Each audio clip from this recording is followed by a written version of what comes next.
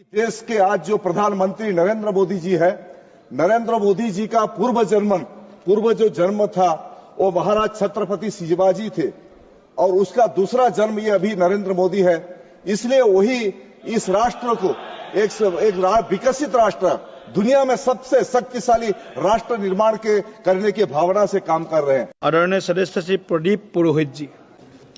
मैं रेल मंत्रालय के अनुदान मांगों के मैं पूर्ण समर्थन करने के लिए यहां खड़ा हुआ हूं और सभापति महोदय, आपने मेरे को बोलने के लिए समय दिया, इसलिए मैं आपको धन्यवाद देना चाहता हूं। नरेंद्र मोदी देश की यशस्वी प्रधानमंत्री और हमारा जो रेलवे विभाग के मंत्री है अश्विनी वैष्णव जी, हम तो धन्यवाद देना चाहता हूं कि हमारा उड़ीसा को रिप्रेजेंट करते हैं माननीय मंत्री अश्विनी वैष्णव जी, और इतने सही ढंग से रेलवे को चलाते हैं, रेलवे विभाग को। अभी जो चर्चा चल रहा है, जो प्रतिपक्ष के लोगों हैं सभी ने सराहना किए, उनको धन्यवाद देते हैं कि बोलते हैं कि सही ढंग से रेलवे के चलाते हैं। इसलिए हम उड़ीसा के लोग हम प्राउड है उनके लिए, उनको धन्यवाद देना चाहते हैं। नरेंद्र मोदी जी के नेतृत्व में विकसित भारत, देश को एक शक्तिशाली राष्ट्र निर्माण के लिए जो संकल्प उन्होंने किए हैं, सही में एक साधु, हमारा जो क्षेत्र है, मैं जिस क्षेत्र से आता हूं, एक गंधमार्दन पहाड़ी क्षेत्र है, एक गिरिजा बाबा एक संत वहां रहते हैं। उन्होंने सही कहा, हमको एक दिन बातचीत चल रहा था, उन्होंने हमको बताया कि देश के आज जो प्रधानमंत्री नरेंद्र मोदी जी है, नरेंद्र मोदी जी का पूर्व जो जन्म था वो महाराज छत्रपति शिवाजी थे और उसका दूसरा जन्म ये अभी नरेंद्र मोदी है। इसलिए वही इस राष्ट्र को एक विकसित राष्ट्र, दुनिया में सबसे शक्तिशाली राष्ट्र निर्माण करने की भावना से काम कर रहे हैं।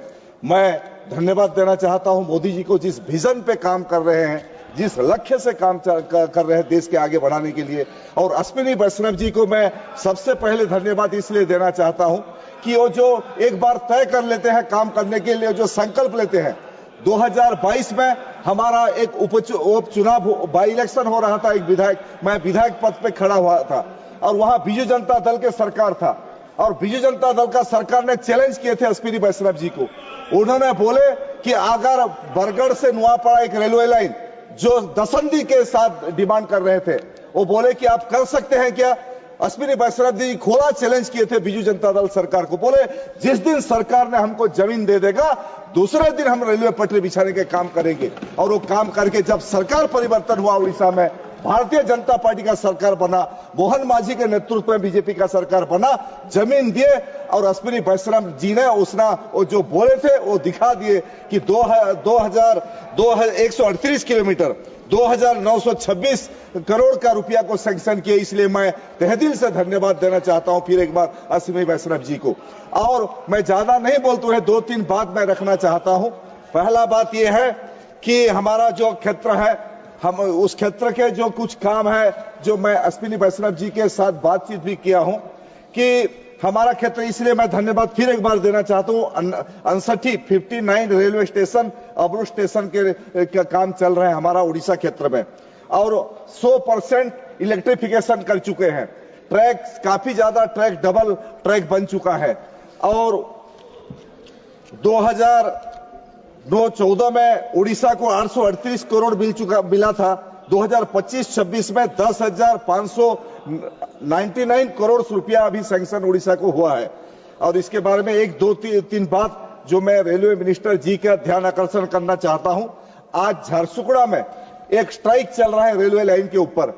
एक झारसुगुड़ा का जो एक रेलवे लाइन का ट्रैक था उसको रेलवे डिपार्टमेंट लोगों ने ब्लॉक कर दिया है, जिसमें धरना चल रहा है। मैं उनका दृष्टि आकर्षण करना चाहता हूं कि वहां जो लोगों का डिमांड है वो रास्ता को थोड़ा खोला जाए। बरगढ़, बलांगीर और सोनपुर 3 जिला से भुवनेश्वर हमारा जो राजधानी है उड़ीसा का, एक मणिंग में एक रेलवे ट्रेन चलना चाहिए। ये भी हम लोग डिमांड कर रहे हैं। सुबह एक ट्रेन बरगढ़ से भुवनेश्वर को जाना चाहिए।